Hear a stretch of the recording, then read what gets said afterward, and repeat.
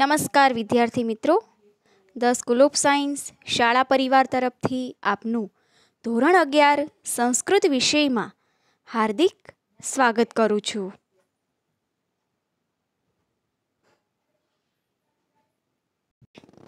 વિદ્યાર્થી મિત્રો, આજે આપણે ધોરણ 11 સંસ્કૃત વિષયમાં ગદ્ય પાઠ 19 હોલિકો ઉત્સવ અર્થાત હોળીનો ઉત્સવ જે ગદ્ય પાઠ આજે આપણે ભણીશું. પ્રસ્તાવના જોઈએ. ઉત્સવ એટલે આનંદનો અવસર.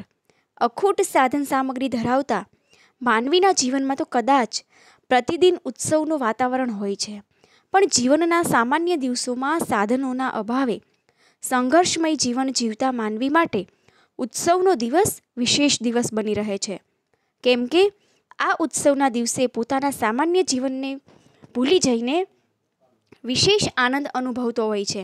આમ માનવ માત્રને માટે ઉત્સવ આનંદ આપનારો બની રહે છે. ઉત્સવને મનાવવા માટેના નિર્ધારિત આચાર વિચારો છે. દરેક ઉત્સવના પ્રસંગે માત્ર વ્યક્તિગત રીતે આનંદ પ્રાપ્તિનો ઉપક્રમ કરવાને બદલે સામૂહિક રૂપે આનંદની પ્રાપ્તિ થાય એવી વ્યવસ્થા ગોઠવવાની ફરજ પાડવામાં આવે છે. આ કારણે સાધના ભાવથી પીડિત વ્યક્તિ પણ ઉત્સવના આનંદની ભાગીદારી બની શકતી હોય છે. આ પ્રકારની વ્યવસ્થા હોલિકો ઉત્સવની ઉજવણીમાં પણ વણી લેવામાં આવે છે. પ્રસ્તુત સંપાદિત પાઠમાં ગુરુ શિષ્યનો સંવાદ છે. એ સંવાદમાં હોલિકો ઉત્સવ અને એના પારંપરિક ઇતિહાસનો પરિચય કેન્દ્ર સ્થાને છે. ઉત્સવની ઉજવણીમાં માત્ર વ્યક્તિગત આનંદની પ્રાપ્તિનું જ લક્ષ્ય નથી હોતું, પરંતુ આનંદની ઉજવણી સાથે દાન અને તપનો અવસર પણ પ્રાપ્ત થાય છે. આ રીતે ઉત્સવની ઉજવણીને માનવીય જીવનનો ઉત્કર્ષ સાધવાના સાધન તરીકે પણ જોવી જોઈએ. તો વિદ્યાર્થી મિત્રો, આપણે પાઠની શરૂઆત કરીએ. હોલિકો ઉત્સવ એટલે કે હોળીનો ઉત્સવ. શિષ્ય કહે છે, કો અયમ નામ હોલિકો ઉત્સવ કદાચ આયાતિ. કદાચ અયમ આયાતિ મતલબ ખરેખર આ હોળી ઉત્સવ શું છે અને એ ક્યારે આવે છે? ત્યારે ગુરુજી કહે છે, હોલિકાયા ઉત્સવ હોલિકો ઉત્સવ એટલે કે હોળીનો ઉત્સવ એટલે હોળિકો ઉત્સવ.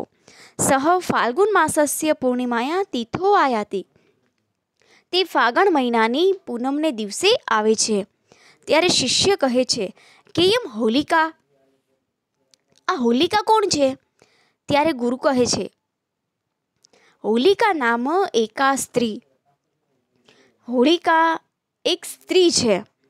સાચ હિરણ્યકશિપો અસુર રાજસ્ય ભગિની, અને તે હિરણ્યકશિપુ નામના અસુર રાજની બહેન છે. ત્યારે શિષ્ય કહે છે, કિમ કૃતમ હોલિકાયા યેન તસ્યા નામદ હોલિકો ઉત્સવયમ પ્રવર્તતે. એટલે શિષ્યએ કહ્યું કે હોલિકાએ શું કરેલું કે જેથી એના નામથી આ ઉત્સવ ઉજવાય છે? ત્યારે ગુરુએ કહ્યું, એવમ હિ શ્રૂયતે હિરણ્યકશિપુ નામકસ્ય દૈત્યસ્ય પ્રહલાદ નામક એકઃ પુત્ર આસીત. ખરેખર એમ સંભળાય છે કે હિરણ્યકશિપુ નામના દૈત્યનો પ્રહલાદ નામનો એક પુત્ર હતો. સ નિત્યમ પરમેશ્વરમ ધ્યાયાન ભક્તિમયમ વ્યવહારમ કરોતિ સ્મ. તે હંમેશા પરમેશ્વરનું ધ્યાન ધરતો અને ભક્તિપૂર્ણ વ્યવહાર કરતો હતો. ભક્તિ શત્રવે દૈત્ય રાજાય સ વ્યવહાર ન રોચતે સ્મ. ભક્તિના શત્રુ દૈત્યરાજને તે વ્યવહાર ગમતો ન હતો. અતઃ સ સ્વકીયમ ભક્તમ પુત્રમ મારયિતુમ અનેકધા પ્રયત્નમ કૃતવાન. આથી તેણે પોતાના ભક્ત પુત્રને મરાવી નાખવા અનેક રીતે અનેક વાર એવા પ્રયત્નો કર્યા હતા, પરંતુ પરમેશ્વર રક્ષિતઃ પ્રહલાદ કથમપી મરણમ ન ગતઃ. પરંતુ પરમેશ્વરથી રક્ષાયેલો પ્રહલાદ કેમેય કરીને મરણ પામ્યો નહીં. અંતે તમ દાહેન માર્યેતુમ માયાવીની હોલિકા નામની સ્વકીયામ ભગિની હિરણ્યકશિપુ પ્રેરયત. છેવટે તેણે અગ્નિથી મરાવી નાખવા માટે માયાવી એવી હોલિકા નામની પોતાની બહેનને હિરણ્યકશ્યપુએ પ્રેરી. ત્યારે શિષ્ય કહે છે, કથમ હોલિકા એવમ હિરણ્યકશિપુ પ્રેરયત. કેમ હોલિકાને જ હિરણ્યકશ્યપુએ પ્રેરી? ત્યારે ગુરુજી કહે છે, યતો હિ સા માયાવીની હોલિકા અગ્નિરક્ષિતા આસિત, કેમ કે તે માયાવી એવી હોલિકા અગ્નિથી રક્ષા પામેલી હતી. ત્યારે શિષ્ય કહે છે, તત કિમ સજ્જાતમ, પછી શું થયું? ત્યારે ગુરુજી કહે છે, હિરણ્યકશિપુ પ્રેરિતા હોલિકા એકદા ફાલ્ગુન માસસ્ય પૂર્ણિમાયા તીથો પ્રહલાદમ અંકે સ્થાપયિત્વા અગ્નૌ પ્રાવિશત. હિરણ્યકશિપુએ પ્રેરેલી હોલિકા એકવાર ફાગણ મહિનાની પૂનમના દિવસે પ્રહલાદને ખોળામાં બેસાડીને અગ્નિમાં પ્રવેશી. પરમેશ્વર કૃપયા હોલિકા દગ્ધા નતુ પ્રહલાદ, પરમેશ્વરની કૃપાથી હોલિકા બળી ગઈ, પ્રહલાદને કંઈ થયું નહીં. પ્રહલાદસ્તુ તથૈવ સુરક્ષિત એવા તિષ્ઠત, પ્રહલાદ તો તેમજ સુરક્ષિત જ ઊભો રહ્યો. હોલિકાયા દાહેન ભક્ત શિરોમણે પ્રહલાદસ્ય ચ સુરક્ષયા પ્રસન્ના પરમેશ્વર ભક્તા જનાઃ તથ પ્રભુતિ પ્રતિવર્ષમ હોલિકો ઉત્સવ અનુભાવયંતી.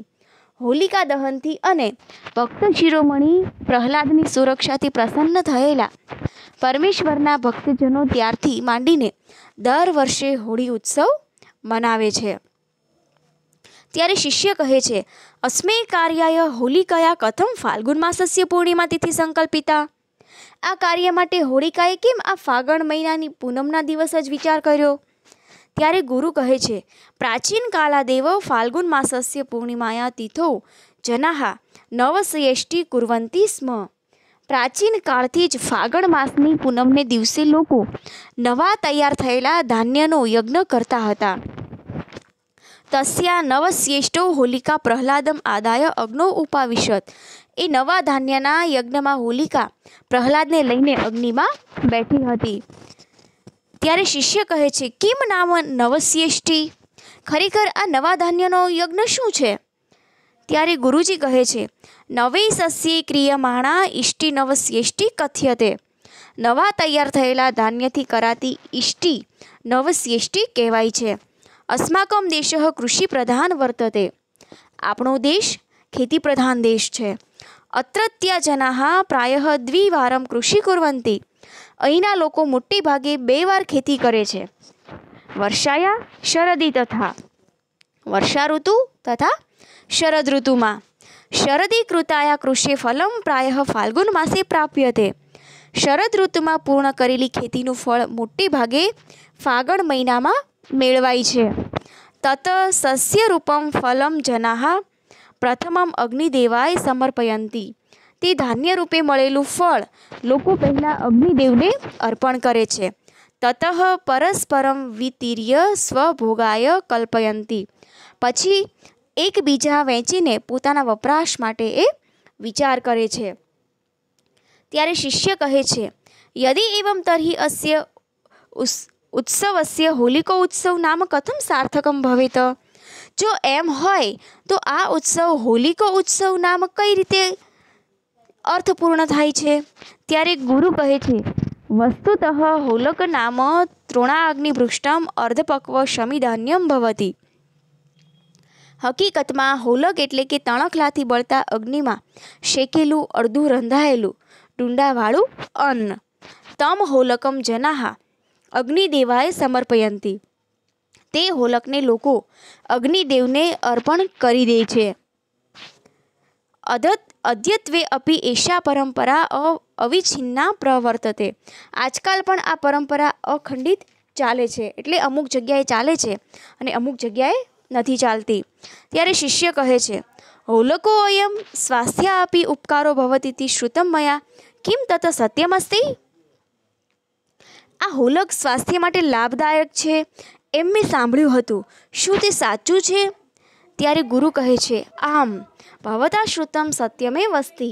હા, તમે સાંભળેલું સાચું જ છે.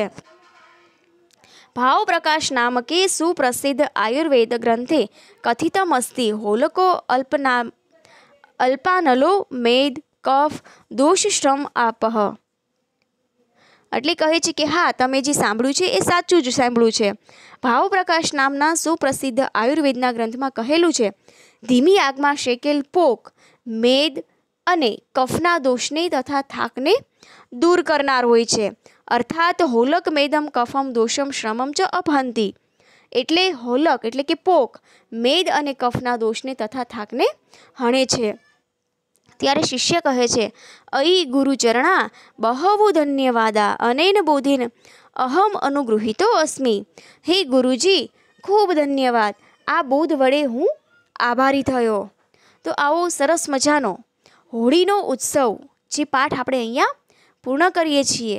ત્યારબાદ એમનું સ્વાધ્યાય જે છે એ સારા અક્ષરે પાકી બુકમાં લખી અને પ્રશ્નોના જવાબની તૈયારી કરવાની છે. તો વિદ્યાર્થી મિત્રો, ફરી નવા વિડીયો સાથે મળીશું. ત્યાં સુધી અસ્તુ.